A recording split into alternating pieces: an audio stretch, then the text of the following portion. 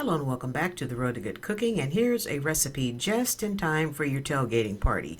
Chicken sausage with lots of roasted peppers. This was a special request from a sister friend of mine in California, and she wanted a smaller version of the chicken recipe that I have in my playlist that requires like 12 pounds of chicken, but this one is a smaller version. So here's all the ingredients. Take a minute, pause it if you wish at this point, and write all the ingredients down, and I'll meet you on the other side. I'm going to start off with my 1 egg, and I'm going to whisk it until it is well scrambled.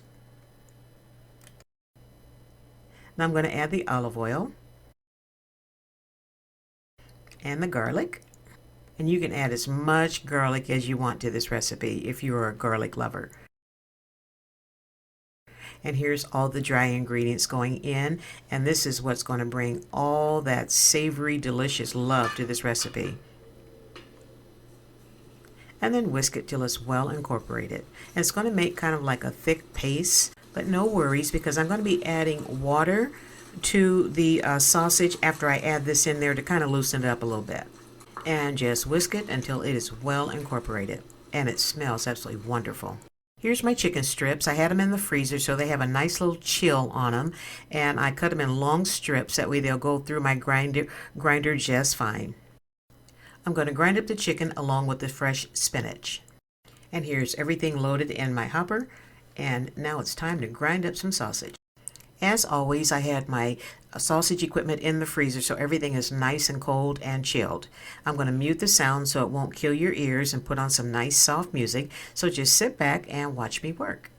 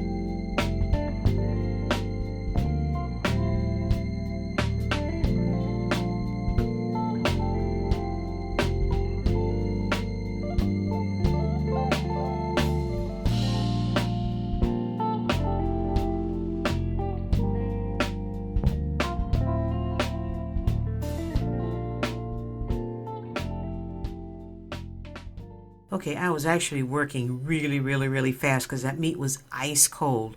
After I got everything all blended and mixed in together, I covered my sausage with plastic wrap, and I'm going to put it in the refrigerator and cook a sample piece, 2 sample pieces for my brother-in-law and I. And oh my God, it was so good. And look at all that beautiful spice. And you can see the specks of spinach and all the spices, and it just fries up beautifully. Really super good, and it smelled absolutely incredible. Look at that. Ooh, I know you want a piece, don't you?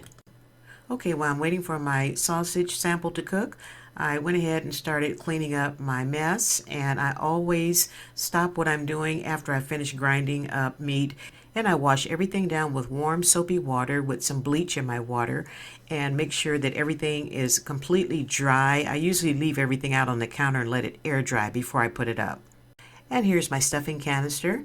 I put the largest tube that I have, which is a number 1, and I put that on my canister, and I'm going to spray the inside of it with some canola oil, and that'll help the meat move a little bit easier in the canister.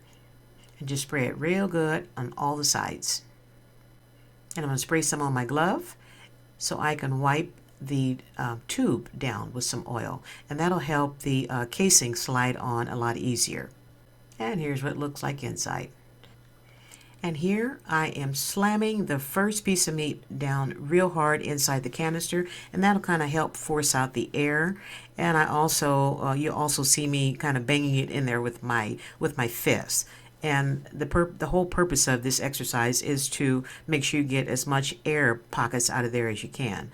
So just put it down in there, punch it down, and get all your frustrations out when you're doing this. See, it's packed in there pretty good, isn't it? All right, I will continue.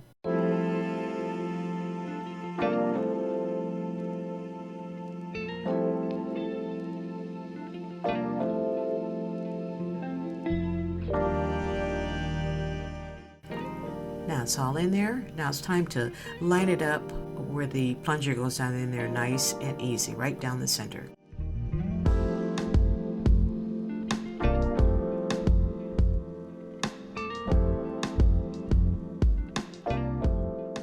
And here I'm working with natural halt casings. And you start with one end and it should slide right on. Now you can't see it, but I have the rest of the casing still in the bowl with the water, and that'll help keep it lubricated so it'll go on the tube nice and easy. And just take your time with this process because you don't want to poke any extra holes in this casing. And from here you can either tie it on the end. Sometimes I do, sometimes I don't. I just leave, and then when I don't tie it, I just leave it until I get it all stuffed, and then I tie it at the end. But you can do it whatever your preference is. Start this process real slow, and you can see it's blowing some more air out. You see how the tubing kind of blew up like a balloon? So I'm going to keep on turning it until I start seeing the sausage come out, and that way I know that all the air is out of there. And here we go. And this is when I'm going to tie the knot. And it's going to be slippery, so don't be impatient. Just take your time with this process. And it really is a lot of fun when you do it with a second person. Have one person doing the hand cranking, and then the second person holds on to it and kind of guide it along like I'm doing here. I use one hand to turn the crankshaft, and then I use my other hand, my left hand, to hold on to the sausage and turn it into a ring like you'll see here in just 1 second. Okay, so from here it's going to be self-explanatory. I'm going to put on some nice soft music for you to enjoy and just sit back and watch me work.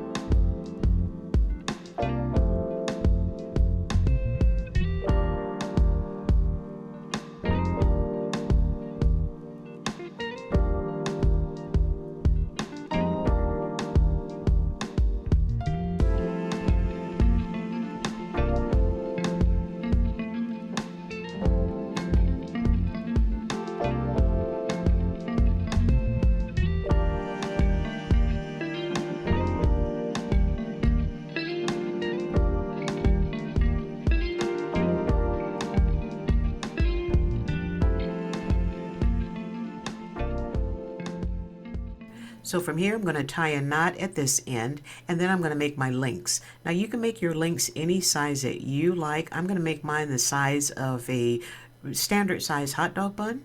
And then I'm going to put them in a glass container and put them in the refrigerator and let them stay in the refrigerator overnight uncovered. And this will dry them out somewhat, and that's exactly what you want. And then I'm going to wrap them up in 2 pieces per package. And then I'm going to put them in a vacuum seal bag. And I probably am going to put maybe 6 pieces of sausage per bag. And that way when I get ready for some sausage, I can just cut the end off, take 2 pieces out and seal it back up, put it back in the freezer. And I have everything marked so I know what it is. And when I put them in the freezer, there's no guessing game as to, I wonder what this is. So I have my chicken sausage marked, my pork sausage is marked, and my beef sausage is marked. And here's my roasted peppers. I roasted some orange peppers, some red peppers, and some green peppers. And I'll have that on the next video for you so you can see how I roasted my peppers.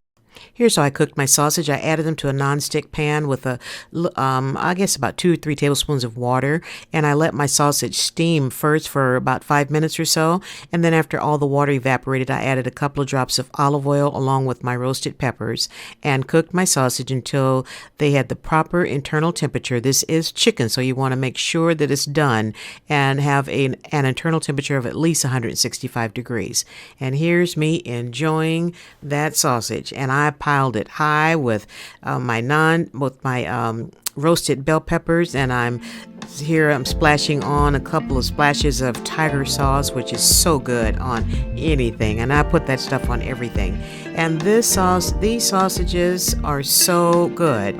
They will be perfect for your tailgating parties, your any type of family gatherings. They're good cooked on the stove or on the grill. So just cook them however is convenient for you to do so. And I'm having some kombucha, which is a health aid drink, and it's good for your gut. If you have gut issues, which I don't, but I just like the flavor of it. But if you have issues with eating spicy foods, definitely get you a jar of that kombucha, and it really is good. So let me get back to my sausage here, and I thank you so much for stopping by the Roed to Good Cooking. And don't forget to check out this recipe. You're going to enjoy it, and your family and friends will absolutely love it. All right, have a wonderful day, and thank you again for stopping by. Don't forget to stay prayed up and stay safe. Wear your mask if you have to. We're still in this thing. And, protect yourself and others as much as you can. And if you're back to work, I pray that you all are safe. And, make sure that you social distance in your workplace in case there's people there that, aren't following the the protocol. So do whatever you can to keep yourself safe. And once again, thank you so much for stopping by. Be blessed. Make you some sausage. Keep on cooking and have a great day.